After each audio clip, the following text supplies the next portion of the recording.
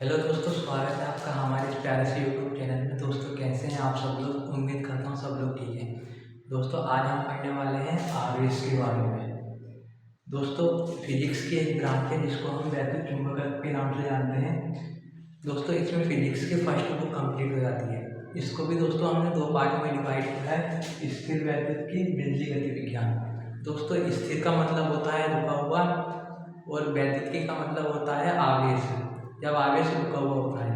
ऐसे ही बिजली गति विज्ञान का मतलब होता है, बिजली का मतलब हुआ आवेश, गति का मतलब हुआ चलता हुआ। जब दोस्तों आवेश रुका हुआ होता है तो वैद्युत क्षेत्र उत्पन्न करता है, और जब आवेश गतिमान होता है तो वैद्युत क्षेत्र और चुंबकीय क्षेत्र उत्पन्न करता है।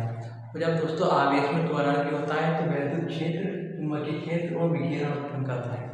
दोस्तों दोस्तों आवेश क्या होता है? दोस्तों आवेश किसी भी वस्तु का मूलभूत गुणधर्म होता है। दोस्तों जैसे द्रव्यमान होता है वस्तु के अंदर, हम ये नहीं कह सकते कि किसी वस्तु के अंदर द्रव्यमान क्यों है, क्योंकि द्रव्यमान वस्तु का मूलभूत गुणधर्म है जो उसमें हमेशा से है। वैसे आवेश वस्तु का मूलभूत गुणधर्म है जो उसमें हमेशा से है। दोस्तों आवेश आवेश जो है वैद्युत क्षेत्र और चुंबकीय क्षेत्र उत्पन्न और अनुभव कर सकता है। जैसे द्रव्यमान एक गुरुत्वाकर्षण बल उत्पन्न करता है और उसको उत्पन्न भी करता है, वैसे आवेश वैद्युत क्षेत्र और चुंबकीय क्षेत्र उत्पन्न और अनुभव करता है। दोस्तों आवेश के दो प्रकार होते हैं, धनात्मक आवेश, ऋणात्मक आवेश। दोस्तों सेम प्रकार के चार्ज होते हैं आवेश सेम, यानी धनात्मक आवेश या फिर ऋणात्मक आवेश हमेशा एक दूसरे को प्रतिकर्षित करते हैं। और विजातीय आवेश जैसे एक धनात्मक आवेश और एक ऋणात्मक आवेश हमेशा एक दूसरे को आकर्षित करते हैं। दोस्तों इलेक्ट्रॉन की संकल्पना, दोस्तों आवेश की संकल्पना इलेक्ट्रॉन के आधार पर दी जाती है। दोस्तों किसी भी परमाणु पर जो आवेश आता है वो इलेक्ट्रॉन के कारण आता है। जैसे दोस्तों ये सोडियम परमाणु है, इसमें 11 इलेक्ट्रॉन और 11 प्रोटॉन है, तो ये उदासीन परमाणु हुआ। ये उदासीन परमाणु है क्योंकि इसमें जितने प्रोटॉन है उतने ही इलेक्ट्रॉन है, तो इसको उदासीन परमाणु कहते हैं। दोस्तों इसके इसका इलेक्ट्रॉनिक विन्यास 2,8,1 होता है, तो इसके बाह्यतम कोश में एक इलेक्ट्रॉन एक्स्ट्रा होता है, तो ये वहाँ के एक इलेक्ट्रॉन को दान कर देता है, जिसमें इसमें एक इलेक्ट्रॉन की संख्या कम और एक प्रोटॉन इलेक्ट्रॉन की तुलना में ज़्यादा हो जाता है। तो दोस्तों जब एक इलेक्ट्रॉन का इसमें दान कर दिया तो इलेक्ट्रॉन कम हो गए, प्रोटॉन ज़्यादा हो गए। तो दोस्तों इलेक्ट्रॉन होता है निगेटिव होता है, प्रोटॉन पॉजिटिव होता है। तो पॉजिटिव संख्या एक से ज़्यादा है तो इसमें इस पर एक पॉजिटिव चार्ज आ जाता है। दोस्तों किसी भी वस्तु पर जो आवेश आता है इलेक्ट्रॉन के दान करने से या फिर ग्रहण करने से आता है, तो इलेक्ट्रॉन के दान करने से हमेशा धनात्मक आवेश आता है।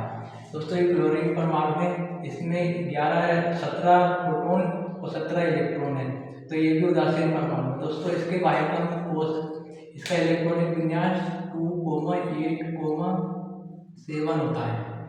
दोस्तों इसके बाह्यतम कोश में एक इलेक्ट्रॉन की संख्या कम है, तो ये जैसे सोडियम ने एक इलेक्ट्रॉन दान दिया था तो एक इलेक्ट्रॉन को ग्रहण कर लेगा उसको, और इसमें एक इलेक्ट्रॉन की संख्या एक प्रोटॉन की तुलना में एक ज़्यादा हो जाएगी। तो दोस्तों इसमें निगेटिव चार्ज ज़्यादा होने के कारण इसमें एक माइनस आवेश आ जाता है, तो इलेक्ट्रॉन के ग्रहण करने से ऋणात्मक आवेश आता है। अच्छा आवेश की संकल्पना दोस्तों इलेक्ट्रॉन के आधार पर दी जाती है, प्रोटॉन के आधार पर नहीं दी जाती है। दोस्तों प्रोटॉन के आधार पर क्यों नहीं देते हैं? क्योंकि प्रोटॉन पर नाभिकीय बल लगता है जो बहुत शक्तिशाली बल है, और नाभिक प्रोटॉन को बहुत स्ट्रॉन्ग बल से अपनी ओर आकर्षित करे रहता है, जिससे वो छोटा नहीं जा पाता।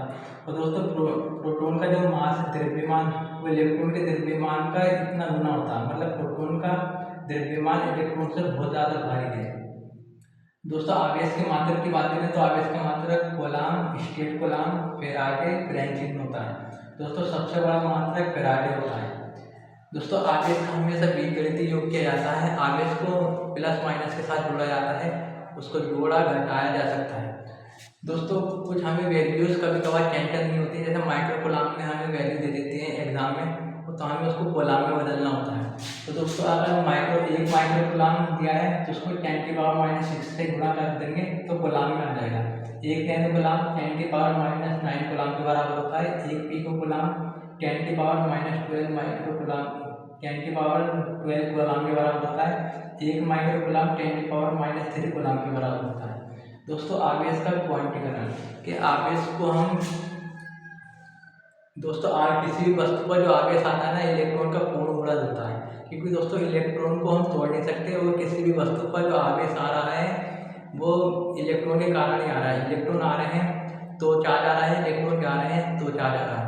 तो किसी भी वस्तु पर जो चार्ज आता है वो इलेक्ट्रॉन के कारण आता है और इलेक्ट्रॉन को तोड़ नहीं सकते। तो किसी वस्तु पर जो चार्ज आ रहा है इलेक्ट्रॉन के चार्ज का पूर्ण गुणज हो जाता है। यहाँ इलेक्ट्रॉन का चार्ज होता है 1 - 1.6 × 10⁻⁻⁰ गुना। तो इतना चार्ज आएगा इसके गुणज में, इसका पूर्ण गुणज होगा। जैसे 1 2 3 4 ऐसे नहीं आएगा, 1.5 2.5 3.5 इस तरीके से यहाँ पूरा चार्ज आता है, तो 1 आ रहा है 2 या 3। तो दोस्तों अगर आपको ये वीडियो पसंद आई हो तो लाइक करें, शेयर करें। Thank you to all of you.